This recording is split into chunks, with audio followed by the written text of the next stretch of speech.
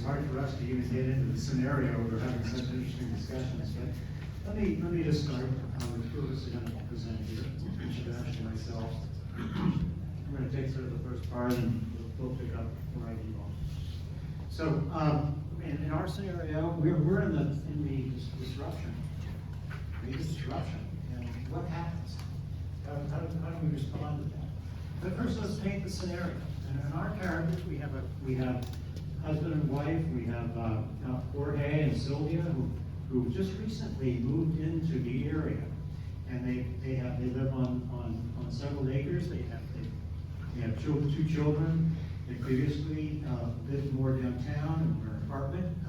He was promoted at who's the trucking company? Peterbilt.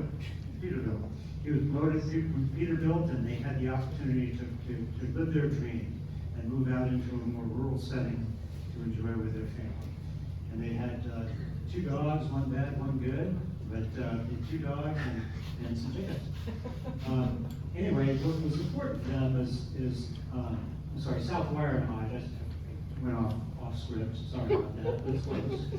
And they were here because they really loved the outdoor activities, and they enjoyed bike riding in the area because it's a quiet community. It allows the children to get out and play and take advantage of it. They love walking and hiking. They go to Clear Creek all the time and enjoy the river. Eat the mic. So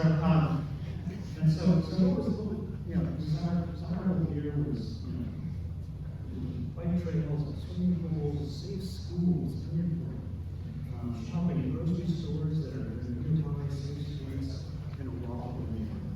Rotate the mic a little bit. Sorry, like this? There you go. Sorry. Just go with it. Um, I go through the mouth.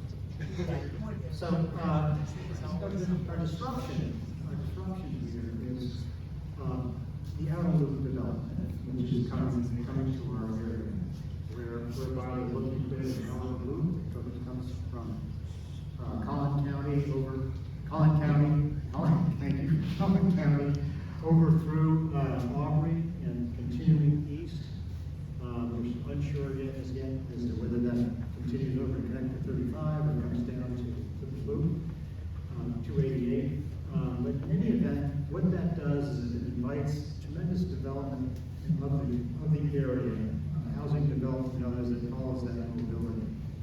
And as a result, it creates big impacts on our rural community here. Already, because of the limited access to the community right now, because along the east we have the river and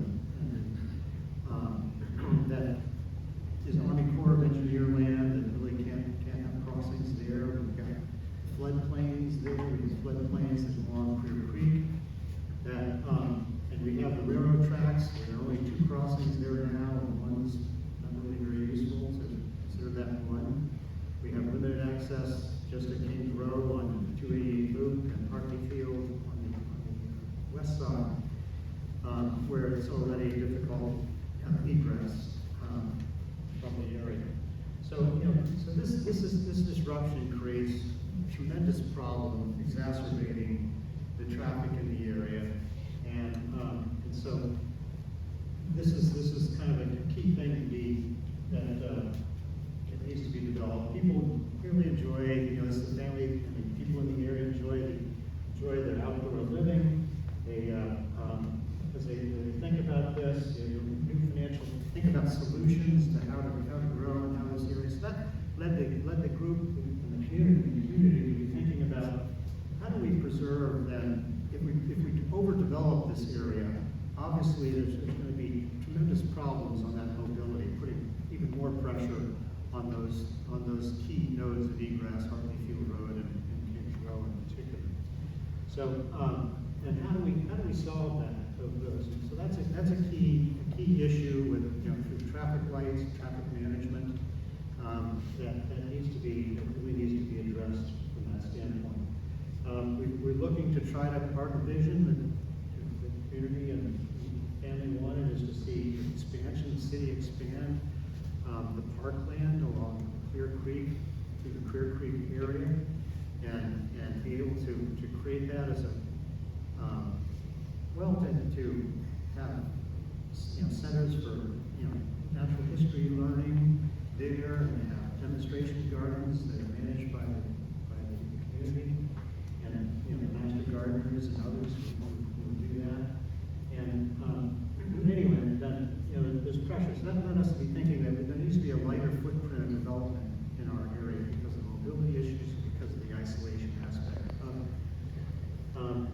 So the challenge then is to try to preserve the rural aspect to the extent possible, and that continues to be the long-term vision here, and try to preserve as much of that as possible, and try to enhance the wildlife corridors going forward. I think there's a lot of agreement on trying to preserve a lot of the natural assets in the area from wildlife habitat and so forth. Let me hand it over to Shivesh to kind of describe a little bit his view. Yeah, thank you. Can you hear me? Yes. So I'll just extend on the disruption that Mel was talking about. Apart from Loop 288, what we're also thinking is the outer county loop is coming. So once that loop comes and goes all the way to 35, you've got people coming in both from the north and the south. So this area that we're talking about is going to be affected two ways, right? So how do we address it and take that family that, come 20, 30, 20, 40, how do we give them what we want? So we were trying to come up with a solution to find a way to maintain the character of that land and yet sort of incentivize whoever is developing that land to do it in such a way that it works both ways, right? It's got to work for the people who are developing it. At the same time, you've got to be able to keep the character of that land the way it is, to the best possible way you can. So the idea was you have to keep, this is the optimum scenario for most people, 2 acres, 5 acres. But if, let's say, somebody has to do something like that, the economic part of it wouldn't work. Because then, for a developer or anybody developing that land, that's a lot of wastage over there. That means you can't save space for other things you want, wildlife, whatever.